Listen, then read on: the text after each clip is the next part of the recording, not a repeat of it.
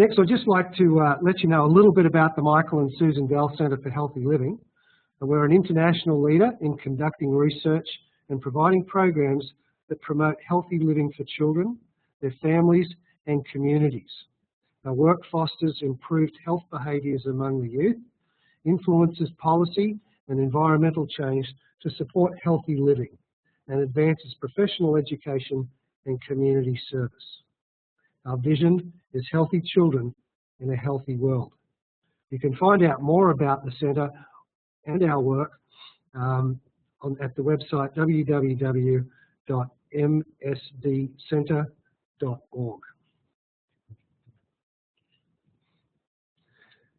It really is my pleasure now to introduce Ericka Williams to you all. Ericka is the Catch Coordinator at the Oklahoma State Department of Health, the Community Development Service.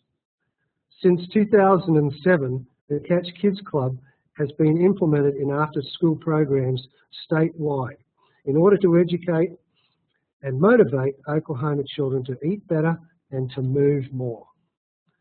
Good morning and welcome, Ericka. Good morning, everyone.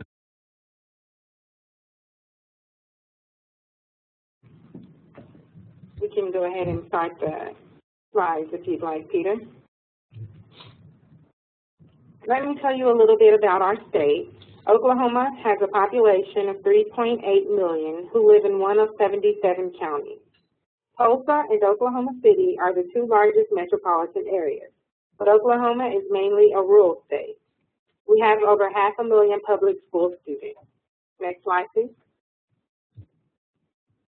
This graph portrays the most recent behavior risk factor surveillance system from the Centers for Disease Control. It shows the trend of obesity across the United States. These results are self-reported, meaning that the rates of obesity are probably higher than what this graph indicates. In 2011, Oklahoma showed obesity rates of 31.1%. and is on track to be the fattest state in the nation by 2030. These are adult obesity rates. So let's take a look at some facts about children in our state. Next slide, please. According to the 2011 Youth Risk Behavior Survey, Oklahoma children are more likely to be obese than other children in the United States based on gender and age growth charts. Oklahoma students are more likely to not attend physical activity classes when they were in school during an average week. And Oklahoma children are less likely to be physically active for at least 60 minutes a day, which means doing any type of physical activity that increases their heart rate and makes them breathe hard. Next slide, please. Here are more Oklahoma health statistics. We are 43rd in overall health, which is actually an improvement from our 2011 ranking, which is being 46th in overall health. We're 42nd in youth obesity and 46th in adult obesity. Even though there are multiple health initiatives in our state, we've only made small improvements in our health outcomes. However, we have been able to build on a successful physical activity and nutrition program, Catch Kids Club. Next slide, please. Our dismal health statistics prompted our agency to create an overarching goal of reducing childhood obesity. So our health educators across the state began to tackle this issue individually, but there was not a standardized plan of attack until our Director of Health Promotion, Kathy Payne, researched numerous physical activity and nutrition programs and decided that Catch was the way to go. Next slide, please. Our health statistics were also getting the attention of our local and state government officials as well as school personnel, which further helped our efforts to implement this evidence-based physical activity and nutrition program. Catch Kids Club does not require continuous funding or training. It's very easy to implement, and sites can take ownership of and sustain the program. It also encourages family involvement and lifestyle changes. But most of all, kids love it. Next slide, please. Our State Department of Health implemented a 3-year Catch Kids Club pilot program to begin with 20 pilot sites scattered across our state in both rural and urban areas. The State Department of Health provided equipment and training to each site. After-school partner sites received assistance from county health educators who attended trainings with the partners and helped to administer the program and collect data. These health educators were active in the physical activity sessions and the nutrition lessons at each site. Next slide, please. Here's a quick glance at our pilot. As you can see, the number of sites doubled by the end of the 3 years. We used the system for observing fitness instruction time, the SOFIT, to assess the physical activity portion of the Catch Kids Club program through direct observation. In year 1, we set a goal of 40% moderate to vigorous physical activity, and we averaged 41.8% for the school year. So in year 2, we increased our MVPA goal to 50% and surpassed it with an average of 61%. The goal for our last year in the pilot was 60% MVPA, and we fell slightly short with only 52.8%. Year 1 of the pilot also included various process evaluations, such as an after-school partner enrollment form, which was used to track the number of students involved in the program statewide. We had a Catch Kids Club team checklist used to identify and solicit help from local sources, such as farmers or grocers. We also had a post-training survey, which was used to assess the team's willingness and confidence while delivering the CKC program. All 3 years of the pilot included the student survey, which was completed by 3rd through 5th grade participants to assess nutrition behaviors, attitudes, and knowledge. Each year of the pilot, BMI was computed based on gender and age growth charts. Next slide, please. Our primary goal of the pilot was to reduce childhood obesity among participating children. Data has shown a significant decrease in student BMI, but because of the lack of a control group, we cannot say that this decrease is completely dependent upon the Catch Kids Club program. Further studies are being investigated. We also had 3 objectives going into the pilot: to increase fruit and vegetable consumption as well as physical activity, and to promote positive environmental changes. Data suggests that more positive changes related to fruit and vegetable consumption occurred in years 1 and 2 of the pilot in regards to food knowledge, behavior, and preference.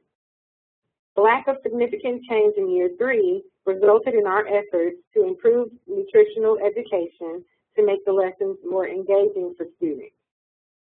Observational studies have shown an increase in physical activity within the after-school program. Our kids are moving more and more vigorously while they are engaged in physical activity.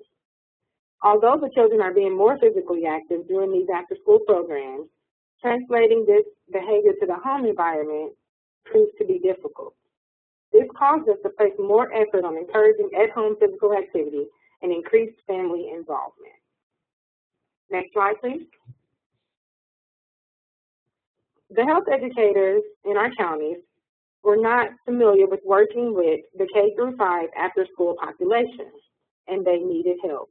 So the Oklahoma State Department of Education stepped right in and offered regional training to our staff on classroom and behavior management.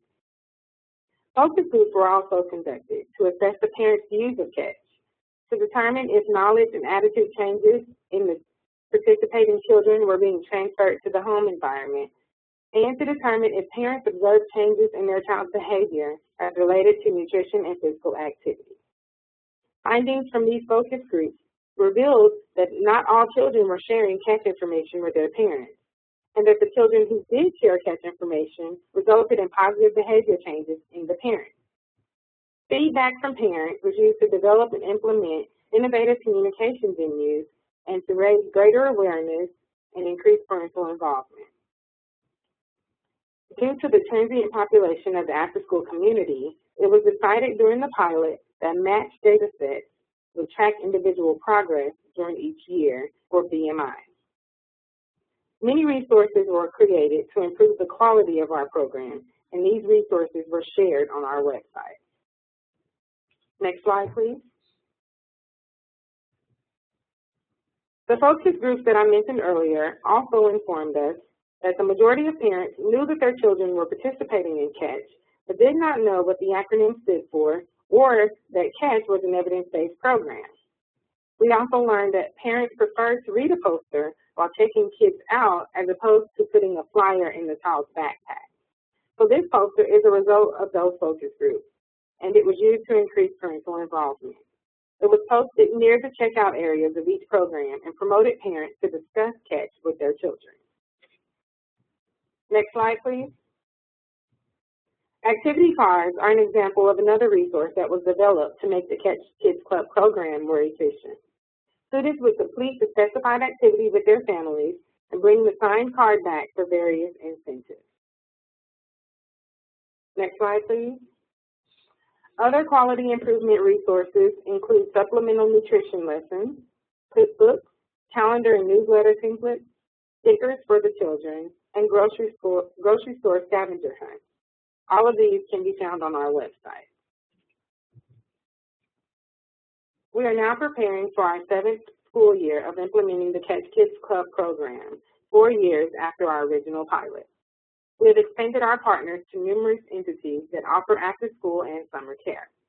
These partners help to facilitate the program, donate resources, provide venues, and invest their time and energy in the CATCH Kids Club program. Next slide, please. These partners can also serve on the CATCH team. CATCH teams meet monthly and are comprised of after-school teachers, health educators, grocers, farmers, dietitians, and other local external partners. The purpose of the monthly CATCH team meetings is to establish lesson plans, identify resources needed for the scheduled lessons, to address issues and concerns, to discuss observations, and to schedule pre- and post-testing dates. Next slide, please. We collect data here in Oklahoma to determine if the CATCH Kids Club program is working to meet our goals of decreasing childhood obesity and increasing healthy behavior. We have structured levels of evaluation. Each site can choose their level of evaluation. However, every site must administer at least a student survey in level 1. All levels are for 3rd through 5th grade students only. In the past, we have only matched data sets for BMI, but for the 2012-2013 school year, we began to match all levels of evaluation. Students that are enrolled in the after-school program are automatically enrolled in the CATCH program. However, parents have the option of opting out of a certain aspect of the evaluation or opting out of the entire evaluation altogether. A detailed informed consent is given to all parents of 3rd through 5th graders. Next slide, please. Level 1 is just our student survey. It was recently updated with help from health educators, epidemiologists, dietitians, and program coordinators. It's now only 30 questions long, which was one of our complaints, was that the survey was too long. It was tested on non-CATCH students and 4th grade teachers. Sites have the option of printing out a hard copy in color, presenting a PowerPoint presentation that has a student survey answer sheet to go with it, or taking the survey online using SurveyMonkey. Next slide, please. Level 2 includes the surveys and height and weight collection. Our sites, our sites must use the same equipment at each collection point, and this information is used to determine BMI based on gender and age percentiles. Next slide, please. Level 3 is the addition of the National Healthy Eating and Physical Activity Standards, which is serving fresh, frozen, or canned fruits and vegetables in lieu of cake, cookies, candy, and chips, offering water as a preferred drink option during snack times instead of juices, punch boxes, or soda, dedicating at least 30 minutes of after-school program time to physical activity, and ensuring that daily physical activity time includes aerobic and age-appropriate muscle and bone strengthening, as well as cardiorespiratory fitness activities. These standards were developed by the Healthy Out-of-School Time Coalition, the National Institute on Out-of-School Time, and the YMCA. Participating in this level means implementation of these 4 standards phased into your after-school program and documented in the after-school policy handbook. Our focus is on environmental changes, creating an environment that fosters healthy behavior choices. 2 of these standards are actually covered if the CATCH Kids Club program is implemented correctly. meaning 30 minutes of physical activity for 5 days a week with more than 50% MVTA. The last level is the addition of the fitness gram testing. This is only for sites with an assigned trained fitness gram rep. The after-school staff or the county health educator can be trained in fitness gram. Fitness gram is a complete assessment protocol for physical activity and intended for use with students who do not have disabilities. The tests measure aerobic capacity, abdominal strength and endurance, trunk strength and flexibility, as well as upper body strength and endurance. We measure the pacer, the curl up, the trunk lift, and the push up. This log is what we use for ID tracking, biometric collection, and fitness gram testing. We assign ID numbers to students to eliminate the use of names on our data set. Sites must complete this log in its entirety to ensure reliable and accurate data. The date of birth and gender will allow the evaluator to use the correct percentile for BMI calculation. Next slide, please. Our observations are done to ensure the fidelity of the program. They occur after the pre-test but before the post-test for each school year. The physical activity observation also measures the percentage of MVTA for a specified activity session. Next slide, please. Every site will get both a physical activity and a nutrition observation. They're generally one per semester. These observations can also serve as coaching tools with the after-school staff. Next slide, please. Occasionally, we have a snack challenge where sites send us healthy snack recipes based on the time of the year. This challenge was a holiday snack recipe, Frosty the Snowman, and it was submitted by the Catch site in Chelsea, Oklahoma. Next slide. These are the ingredients for the snack, which were created by using children's input. And then the next slide are the directions for making Frosty the Snowman using healthy ingredients. Again, the children have input in all of these challenges. Our staff wrote proposals for various amounts, and we were gifted $20,000 from the Garrett Foundation.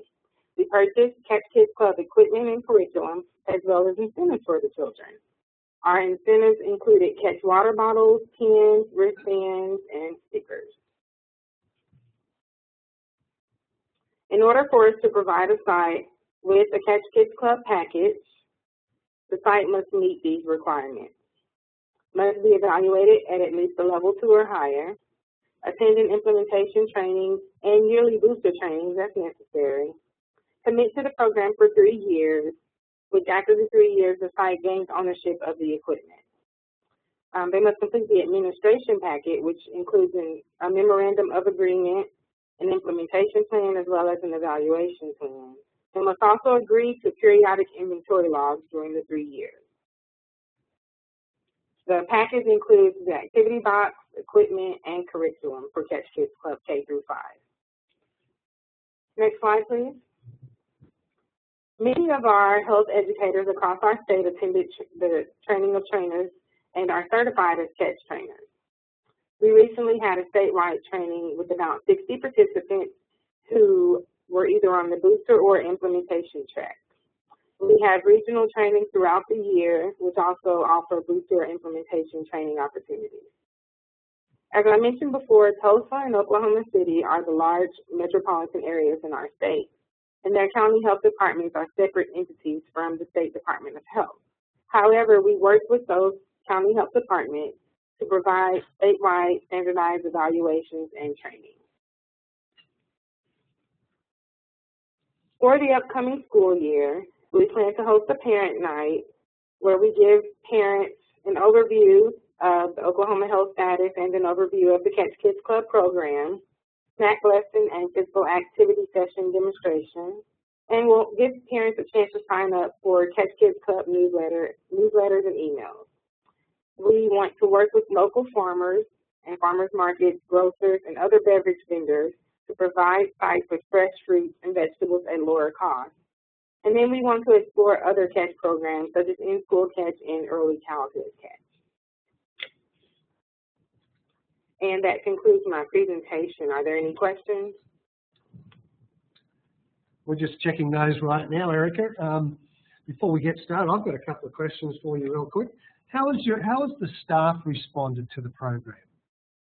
The staff, as far as the after-school staff, or the health educators here with the health department? I guess both. You know, one, you're teaching folks to go out and work with the after-school staff. So one, I guess, how they, that first level, and then the second level, the response from the folks delivering the messages directly to the kids.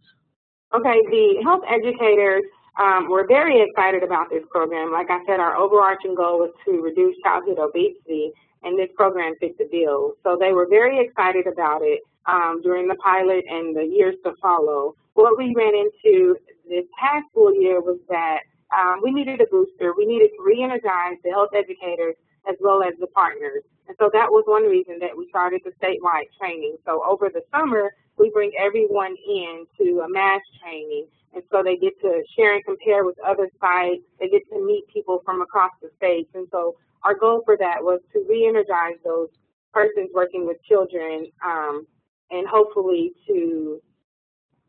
for them to become more familiar with working with kids. The partners,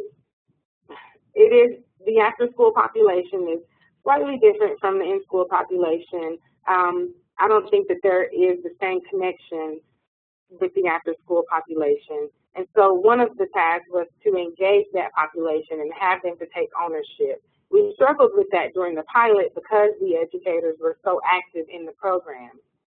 What we're trying now is to have the educators just be there for support and to be there for technical assistance. And so from the beginning, to have those sites engage with the children, to have them actively participate in the physical activity sessions and to teach the nutrition lessons themselves. And we're hoping that that will foster an environment where the staff is more engaged and take more ownership of the program. Good. I have a question, Ericka.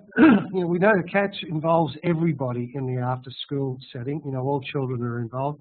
Have you had any questions from parents, perhaps from children who are overweight?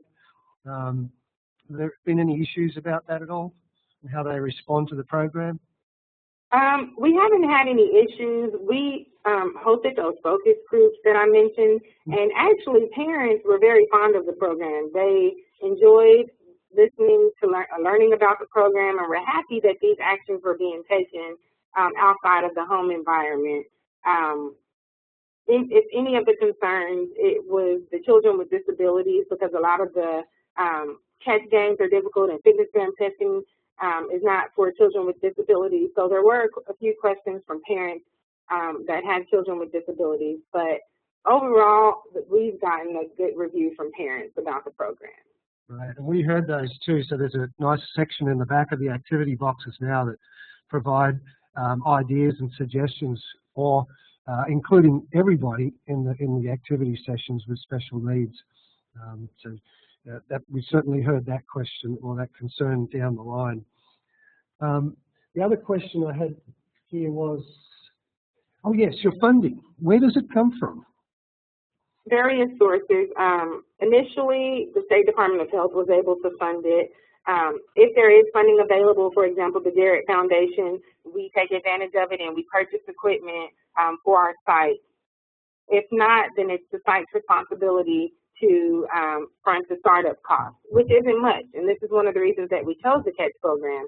All it takes is that initial purchase of the equipment and curriculum and some training, and then the program can sustain itself with those items.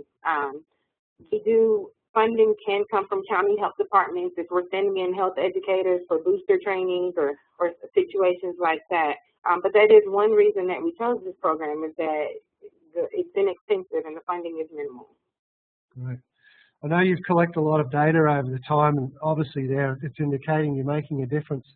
Have you been able to collect any data from parents? Do you do any surveys with the parents? Yes. In the past, our level 3 evaluation, which is of the 4 standards, the after school standards, we surveyed the parents and we surveyed the staff. And so that would give us a picture of the after school environment. We asked questions. We asked the parents, maybe were their children asking for water more frequently, or they asking to try new foods. where they asking the parents to be active with them and things of that nature. And then we surveyed the staff to see, does your program offer water as a preferred drink? Does your program encourage physical activity? Does your program have options for healthy snacks, or do they only offer unhealthy snacks and things of that nature? And so in the past, that's what we've done to evaluate level 3. Going forward, we're creating a new parent survey for next school year, which will not only focus on level 3, but will survey the parents about the entire school year and the entire CATCH program. So instead of them taking a pre and post test for the standards, which they've done in the past, there'll now just be one annual parent survey that they'll take at the end of the school year, and we'll be able to assess the level 3 standards as well as the entire CATCH program. We haven't had any parent not want to take it or opt out of level 3 or anything like that. So I think that the parents are fairly willing to complete these surveys for us. Yeah, because I guess as a researcher, we're always looking at response rates. So the response rate has been pretty good then? Yes. As I mentioned, each site has the option of selecting which level of evaluation. So not all of our sites are evaluated at a level 3 or a level 4. We give sites that option basically so that they can select what to do based on their own levels of resources. And the ones that have opted to be evaluated at level 3, what we're seeing is the same amount of 3rd through 5th graders that have the BMI data and have the student surveys will having a matching parent survey for each student. So the response rate is pretty high. I don't have an exact percentage for you. Yeah. No, that sounds terrific. Would you, I guess I might ask quietly, are you willing to share that survey with folks? Sure. The standard survey, which is why we are revising it, it's a great survey, and it has multiple questions for parents and for the staff, but there are a few things that need to be changed. So we're more than happy to share that survey, as well as the new survey that we're working on now for next school year. Excellent. Just a question I always think, people ask me what coordinated school health looks like and what CATCH Kids Club looks like. What does it look like? If someone was to walk into a site of yours in Oklahoma and they were implementing CATCH Kids Club, what would they see? Well, like I said earlier, we do have those 2 metropolitan areas, and the majority of our state is rural. So it will vary depending on what part of the state you're in. But where the parents come in and check in their children, we'll have signage there, we'll have flyers, we have recipes available for the parents to take with them, as well as those CATCH posters that I showed earlier in the slide. So we try to advertise CATCH in the areas that the parents frequent. As far as the rest of the program, it really depends on the resources that that school or that site has available. What we're working to do now is to put more of the nutrition information to make that more available, so that if a site doesn't have an in-school CATCH program, they may still see the nutrition flyers, or they may still see the go slow and roll language in the cafeteria even during the school day. Yeah, I like that connection back to school. Is that part of your future plans? Yes, we are working desperately to gain support from other entities such as the Department of Education to host or pilot an in-school CATCH or even an early childhood CATCH program. Excellent. I had a quick question back on the SOFIT observations. Yes. How many times a year do you do those? Those were done twice a year. There was a pre-test and a post-test, and then the numbers that I presented were an average of those results. Okay. And we've got nutrition lessons and physical activity sessions. How often each week are those used? The physical activity sessions, we like for sites to do those every day of the week that the children are there. So 30 minutes of every day is devoted to physical activity. The nutrition lessons are normally done one time a week. We have some sites that do 2 lessons a week, especially if they're using some of the supplemental lessons. But on average statewide, the nutrition lessons are one day a week. And then they try to make the physical activities focus on whatever they're learning that week. So if there's a fiber lesson, some of those like re-entry tasks and things like that, would be to name foods that are high in fiber, things like that. So there's basically like a theme for the week. Excellent. Well, you've clearly taken the program beyond our original ideas, and I really congratulate you and Kathy and the whole team in Oklahoma, all your health educators. I've been very proud to be part, began working with you all back in 2007 and saw this and watched this evolve. You guys are making a difference, and I just want to thank you and congratulate you all on all your fine work and everything you're doing in Oklahoma statewide to create and support a healthy environment. I think not only for the kids but for everybody. So Ericka, thanks so much for taking the time today to present what's catching on in Oklahoma, I guess. Thank you so much. Well, thanks for having us, Peter. I wanted to just let you know of our next speaker, or guest speaker, should I say, for our next webinar next month, and that will be on July the 25th. And I'll be very pleased again and fortunate and privileged to introduce Sue Cornell to you. Sue is the Healthy You Director for the New Jersey YMCA State Alliance. With funding from Horizon Blue Cross Blue Shield of New Jersey, the Catch Kids Club is being implemented statewide in 420 YMCAs. They've recently had some additional funding, and their plan now is to expand the Healthy You initiative and Catch into 50 public schools and 80 early childhood sites. So please join Sue and I on July the 24th for our next webinar, Healthy You, Helping Children Lead a Healthy Life. Thanks so much, everybody, and have a great rest of the week and a good weekend. Bye now.